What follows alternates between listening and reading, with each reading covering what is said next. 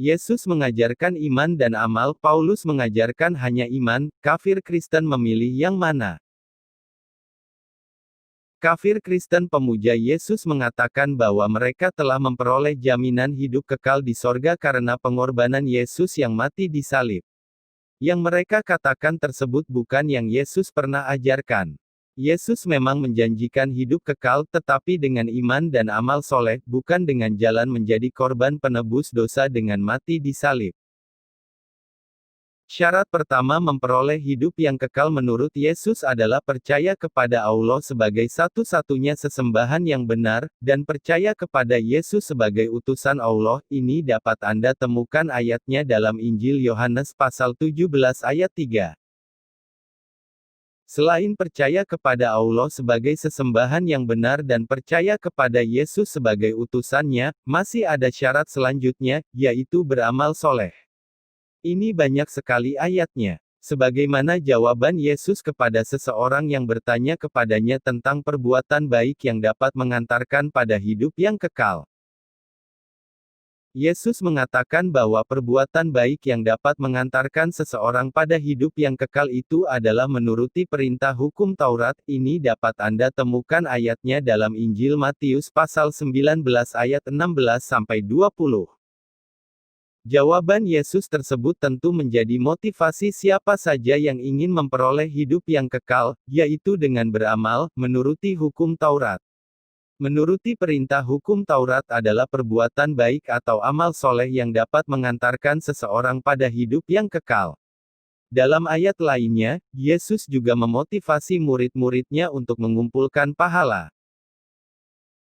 Dalam Injil Kristen Yesus berkata, "Janganlah kamu mengumpulkan harta di bumi ngengat dan karat merusakkannya dan pencuri membongkar serta mencurinya. Tetapi kumpulkanlah bagimu harta di sorga ngengat dan karat tidak merusakkannya dan pencuri tidak membongkar serta mencurinya." Matius pasal 6 ayat 19-20.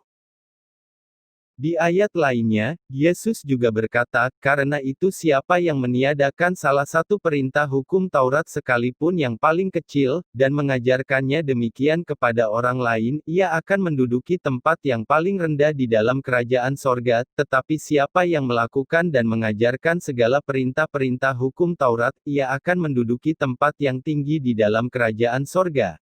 Matius pasal 5 ayat 19. Yesus mengatakan orang yang meniadakan salah satu perintah hukum Taurat meskipun yang terkecil dan mengajarkan demikian, akan menduduki tempat yang paling rendah di kerajaan sorga.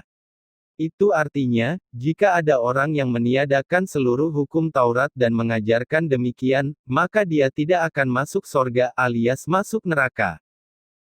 Jadi amal menurut ajaran Yesus itu sangat penting, karena dapat menentukan seseorang masuk kerajaan sorga atau masuk neraka, juga menentukan setinggi apa kedudukannya di sorga kelak.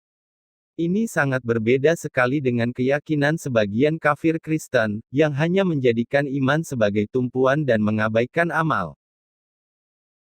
Orang-orang yang menganggap keselamatan hanya diperoleh dengan iman tanpa amal, ternyata sudah ada dalam kehidupan kekristenan mula-mula. Itulah karenanya, Yakobus perlu membantahnya di hadapan pengikut Yesus. Apakah gunanya, saudara-saudaraku, jika seorang mengatakan bahwa ia mempunyai iman, padahal ia tidak mempunyai perbuatan? Dapatkah iman itu menyelamatkan dia?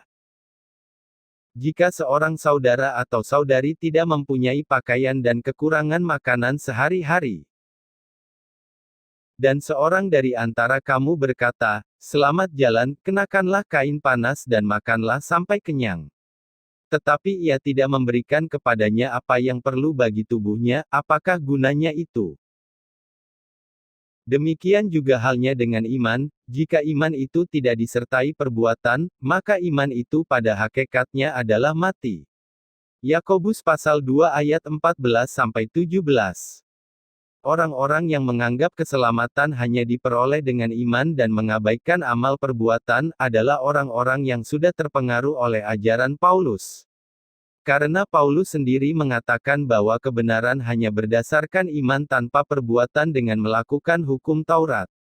Itu dapat Anda temukan dalam Roma pasal 3 ayat 27-28.